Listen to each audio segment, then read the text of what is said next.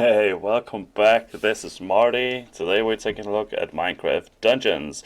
And as a RPG fan, is this really worth playing? Is it worth your while? Well, let's find out and let's take a look at this right now.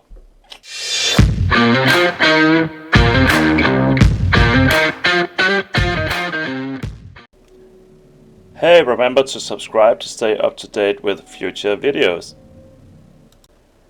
So, the first thing I would like to ask, is this game fun to play? And yes, I really enjoyed it a lot. The gameplay feels smooth and dynamic and responsive. And when looking at the graphics compared to the new ARPG Wars and Lords of Mayhem, for example, it does not shine, but it still delivers its own kind of acuteness in details to the graphics side. And this does not mean that this game is only for kids. So when you look at the game from a ARPG gamer's point of view, you have a rather simple game but still with an edge to it.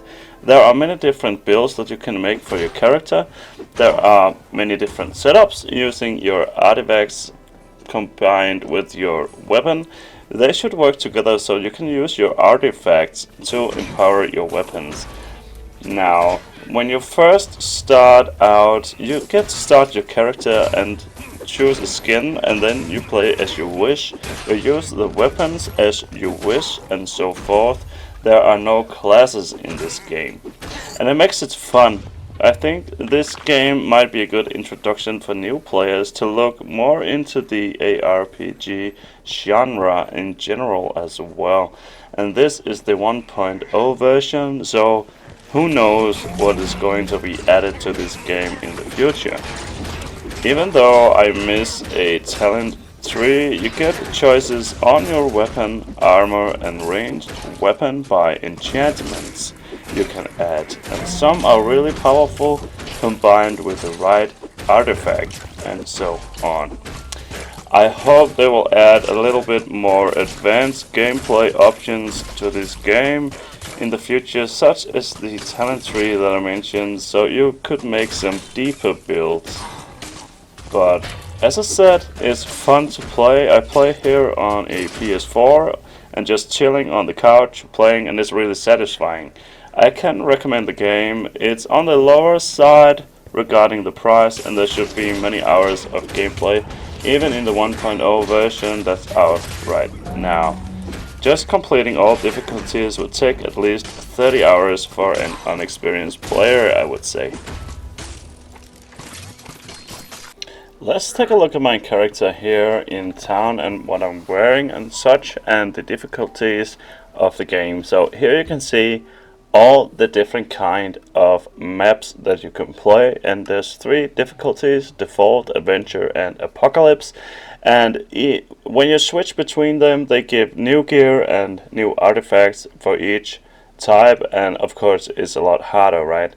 And this is the coming soon area over here, as you can see, where it will expand to once the content is out. And here you can see the power levels.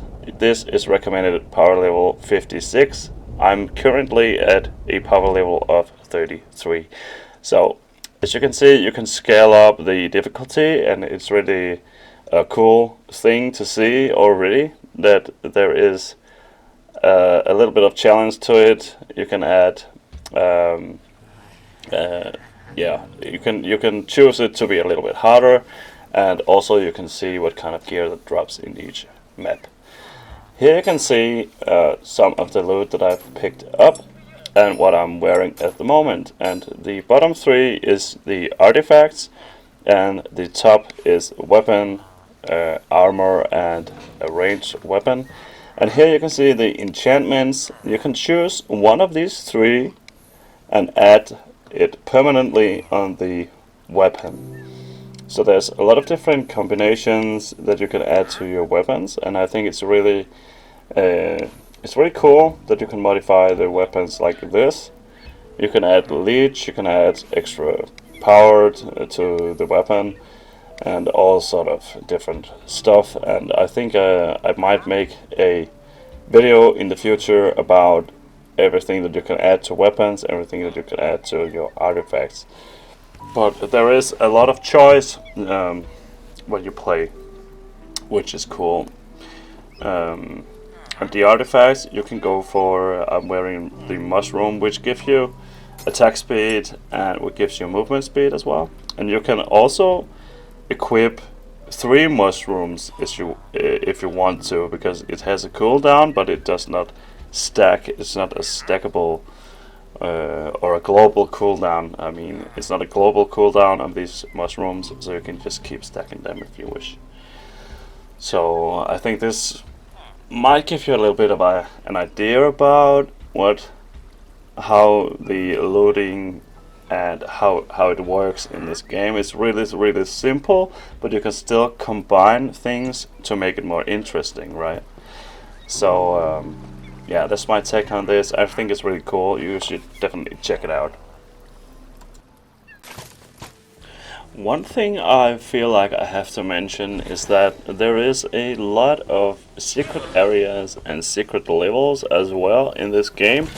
So check out everything that you find and every crack everywhere you can go, because it can reward you with access to new levels, access to chests with tons of loot and all sort of things.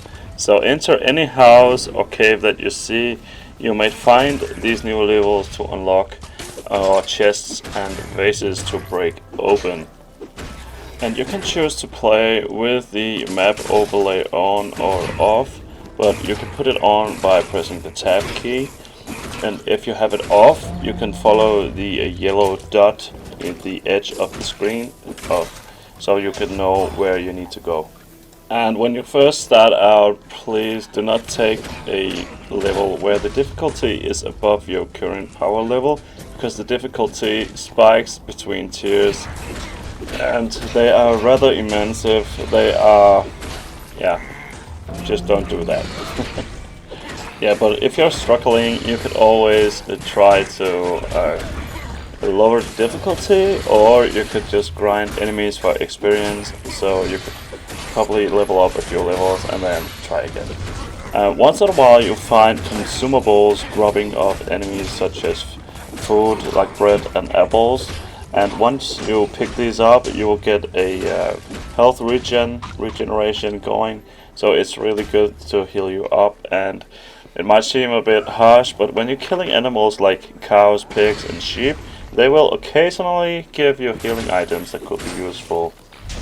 And when you use the bow, you can hold down the right mouse button to trigger or the trigger on a controller, and then when you're releasing it, you're doing a more powerful shot. And sometimes you find TNT that you pick up, and once you have picked it up, you can then throw it on the range button or the right mouse button, right, and you can just throw it. You can pick up all the TNT that you like. I've been picking up 3 TNTs sometimes. So when you're then throwing, you throw all three at the same time. Be careful when you jump down from high ledges.